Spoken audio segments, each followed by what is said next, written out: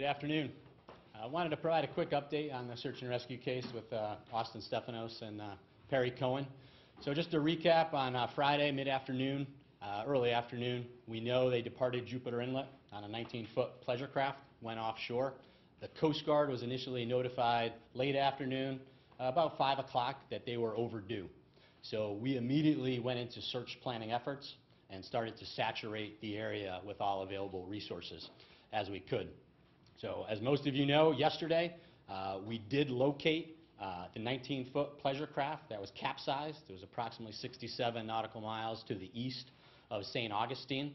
So based on that information, we recalculated some of our searches, and now we're focusing a little bit more to the north of that position, taking into account the Gulf Stream. But that was a critical piece of information there. So our intentions are to continue to search aggressively. As of midnight tonight, we'll have executed 32 different searches covering over 27,000 square miles. That's about the size of West Virginia. We've had 5 different Coast Guard cutters involved in this. We've pulled aircraft from 3 different Coast Guard air stations, including one in North Carolina. We've had a Navy ship that's been assisting us.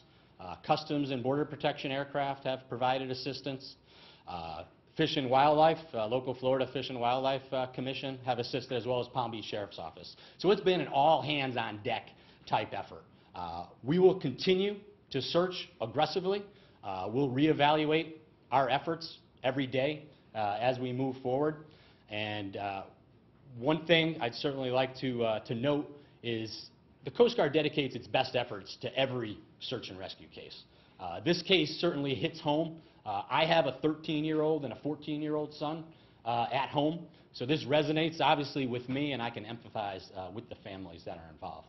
So be glad to take questions from there. What information have you been able to get from that capsized boat that we found? Is that good news or unfortunately bad news to find a boat capsized with the boys nowhere? Right. It is positive news in that it helped validate our search efforts that we were looking in the right area. So to find that, obviously disappointed that the boys were not clinging to that boat.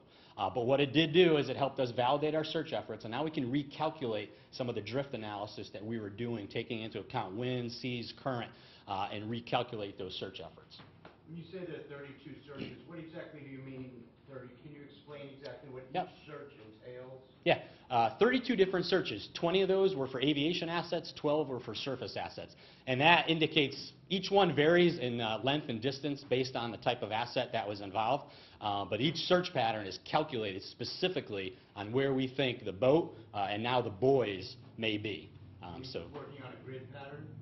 Yeah, they are based on our best knowledge, using a lot of computer programming as well to figure out what is the most likely probability for finding Austin and Perry. And what is the most likely probability? It's where we're searching right now, to the north of that capsized vessel. Can you talk about the conditions out on the water right now? Are you guys facing any challenges? You know, they're pretty good search conditions right now. It's not heavy seas, but what I would tell you is we are looking for 2 buoys. And when a person is in the water, you're basically looking for the chest up. So it's a relatively small object that you're looking for.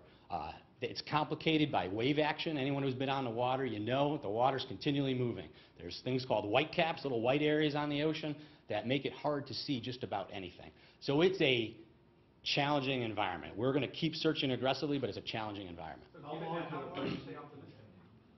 We will continue to search aggressively. We will continue to do that, and we'll recalculate, we'll reevaluate our efforts every day.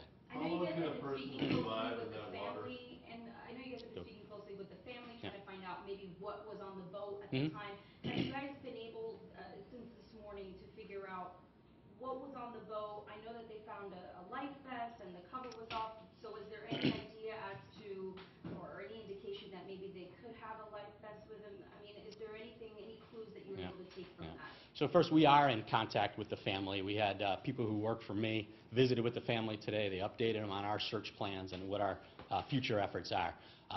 We don't know how many life jackets were in the boat. We saw the one floating, obviously.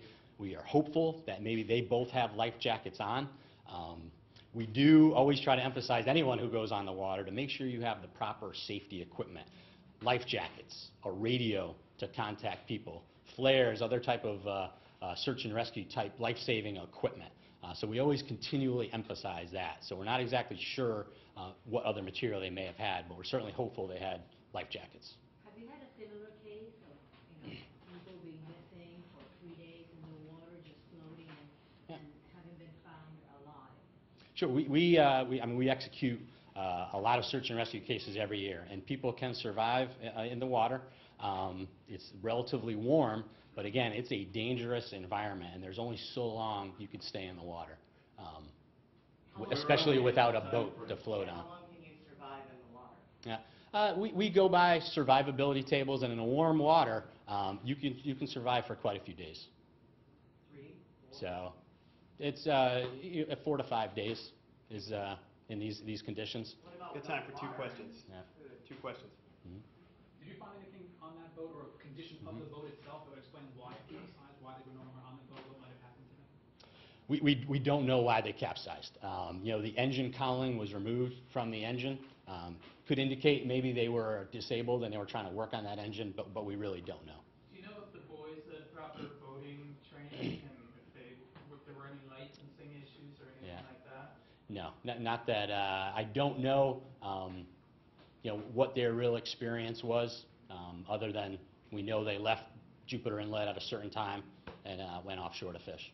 Okay, guys, thank you very much. If you have any other questions, please feel free to get with me after. I can provide you the most recent up-to-date statistics and where we stand, our way ahead.